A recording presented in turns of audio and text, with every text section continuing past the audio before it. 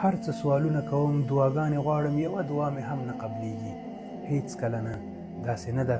کله چې یو بنده د الله تعالی نه سوال کوي، د الله تعالی نه دعا غواړي، الله تعالی یې دعا اوري او د هغه دعا قبلوي او نه یې رد کوي.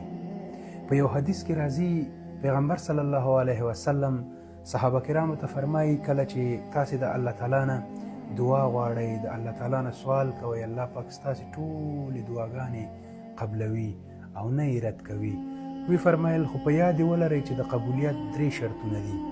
یا خو چې هغه څه تاسې د خپل ځان دپاره د الله تعالی نه غواړئ تاسې ته هماغه درکوي، او یا هم هغه ستاسې په حق کې بهتر نه وي. هغه څه چې تاسې د ځان دپاره غواړئ الله تعالی یې نه درکوي. بیا که تاسې هر څومره وځورېږئ ودردېږئ، الله یې نه درکوي، ځکه الله پاک په خپلو بندګانو باندې ډېر زیات مهربانه دی، نه غواړي چې په کوم مشکل کې بندگان پریوزي.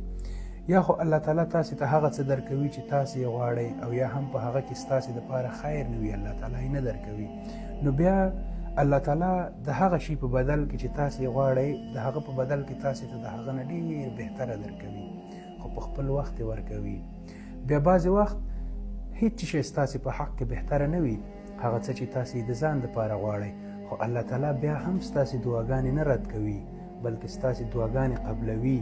په 3م شرط کې الله پاک ستاسې دعاګانې قبلوي او د آخرت دپاره یې تاسې ته ذخیره کوي، او بیا د هغې اجر او بدل تاسې ته په آخرت کې درکول کیږي. وی فرمایل انسان شر داسې غواړي لکه څنګه چې د خیر غوښتنه